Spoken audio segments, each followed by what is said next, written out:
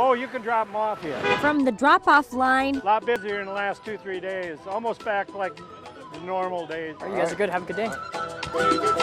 To the ticket line. I'm just happy for it to have stopped raining. It's actually a nice day. To the food lines. Line has been flowing really good, and it has been real busy. It's a fairly busy day at the Minnesota State Fair. Typical as expected, pretty packed as always. While numbers have lagged in the first few days, for the first time this year, fair officials ranked Sunday's attendance with 3 Fairchilds, meaning very busy. Thank you.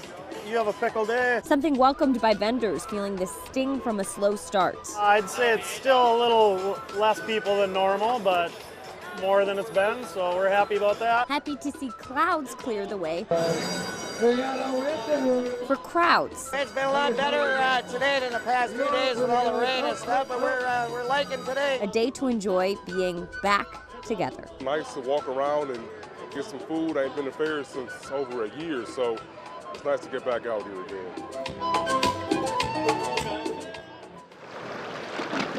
It's just so big and beautiful and relaxing. For many Minnesotans, the 4th means fun in the sun and on the water. But parents like Sarah Lucas know our 10,000 lakes can be dangerous.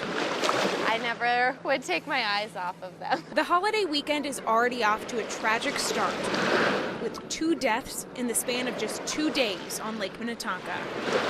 On Wednesday, a juvenile died when their jet ski crashed into another on East Upper Lake.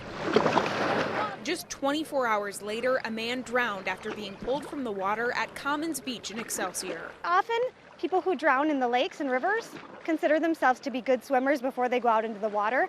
No one is drown-proof. Sarah Petrie with Abby's Hope says conditions on lakes can be especially tricky because of variables like wind and wakes. As opposed to a pool where you can know what it's going to be like day to day, once you hit the lake to swim, even the best swimmers can end up in trouble very quickly. She advises wearing a life jacket at all times on the water, no matter what. We want people to be safe. The Lake Minnetonka Conservation District says they've seen an increase in the amount of motorized and non-motorized traffic. You get some wakes, and it's hard to maybe see a canoe, see a kayak. That's why we talk about having a spotter and really paying attention to what's going around. They've made safety one of their missions and will be putting out packets of information at beaches and marinas.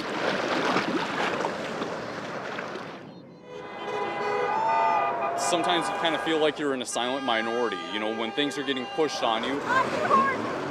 Only Saturday's crowd was anything but silent. I don't want to put that toxic poison in my body. The crowd criticized vaccine requirements as a one-size-fits-all approach, infringing on their freedoms. There's worse things than death, and I'm not sure if there's going to be potential side effects. Some told us their employers have given them 2 months to either get vaccinated or lose their jobs. It's kind of heartbreaking. I mean, it's very sad. I've worked there for over 23 years. If we lose our jobs, we may lose our homes, and it may hurt our families, and that's not right.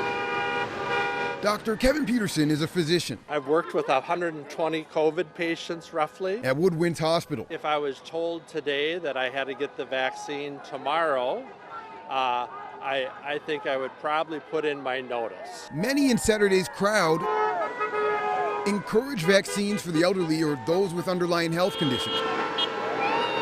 For a lot of those folks, it's just a no-brainer. And the CDC and the Minnesota Department of Health both have deemed the COVID-19 vaccine safe and effective. But there is skepticism because the FDA has yet to approve the vaccine. Experimental vaccines, forcing them on somebody against their will and punishing them if they don't want it is a crime against humanity. Yes! Yes! Welcome, thank you. It's the first time since the 2019 football season fans are streaming back into what's now Huntington Bank Stadium to watch Gopher football. We're just excited to be actually back in the stadium this year. We can't wait. Fans say they're looking forward to a new season and getting back to supporting the team in person. Love the Gophers, want to support PJ, and it's a beautiful night, and trying to make sure that they don't go to Wisconsin. EST Hey, Minnesota, go Minnesota! Excitement's at an all-time high. U of M's deputy athletic director says the proof is at the ticket booth. Momentum's really, really strong right now. Record ticket sales for season tickets. And even some alumni came out, hoping fans are ready to come back and row the boat. Gophers are great. They're going to be great this year. People in Minnesota should support them. I didn't know her personally, but I've shed tears and said prayers. In life, Amanda Jo Van Grinsven was known as the person to bring everyone together. And even in death, she is doing the same thing outside the VFW in Isanti. It's hard knowing that this is one of the last places that she was alive. You know, it's definitely not, you know, you want it to be happy, but it's just definitely very overwhelming and very sad. Last week, Van Grinsven left the VFW where she worked as both a bartender and server with a man to go to another bar in Bethel. After she didn't show up for work the next day, volunteers scoured the area for any clues about her disappearance until law enforcement found her body late Tuesday night on a farm property in Athens Township. It's made a huge impact.